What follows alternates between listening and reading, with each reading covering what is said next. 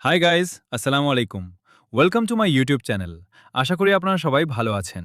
আজকের ভিডিওতে আমরা জানব হিনাতা হিউগায়ের সম্পূর্ণ জীবন কাহিনী।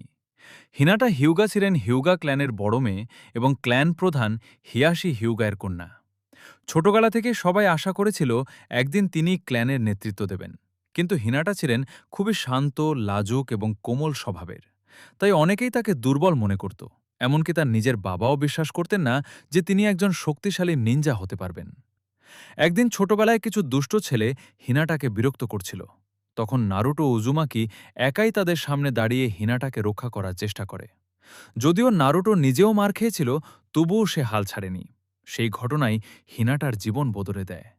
তিনি নারুটোকে নিজের অনুপ্রেরণা বানিয়ে ফেলেন এবং সিদ্ধান্ত নেন তিনিও একদিন সাহসী ও শক্তিশালী নিনজা হবেন।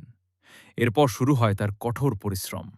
প্রতিদিন অনুশীলন করতে করতে তিনি ব্যাকুগানের শক্তিকে আরও ভালোভাবে আয়ত্ত করেন এবং জেন্টাল ফিস্ট যুদ্ধ কৌশলেও দক্ষ হয়ে ওঠেন। অনেক বাধা এলেও তিনি কখনও নিজের স্বপ্ন থেকে পিছিয়ে যাননি।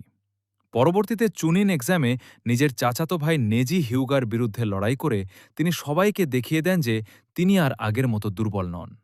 যদিও সেই লড়াইয়ে তিনি জিততে পারেননি, কিন্তু তার সাহস এবং দৃঢ় মনোভাব সবাইকে মুগ্ধ করেছিল। সবচেয়ে আবেগপূর্ণ মুহূর্ত আসে যখন পেন পুরো কোনোহা গ্রামে আক্রমণ করে এবং নারুটোকে মৃত্যুর মুখে ঠেলে দেয়। তখন হিনাটা নিজের জীবনের কথা না ভেবে নারুটোকে বাঁচাতে ছুটে যান। সেই সময় তিনি প্রথমবারের মতো নারুটোর প্রতি নিজের ভালোবাসার কথা প্রকাশ করেন। এই ঘটনায় প্রমাণ করে তিনি একজন সত্যিকারের সাহসী নিনজা।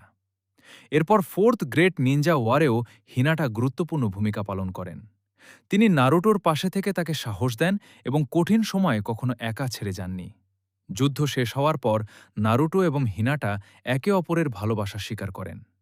পরে তারা বিয়ে করেন এবং তাদের দুটি সন্তান হয়, বরুটো উজুমাকি এবং হিমাওয়ারি উজুমাকি।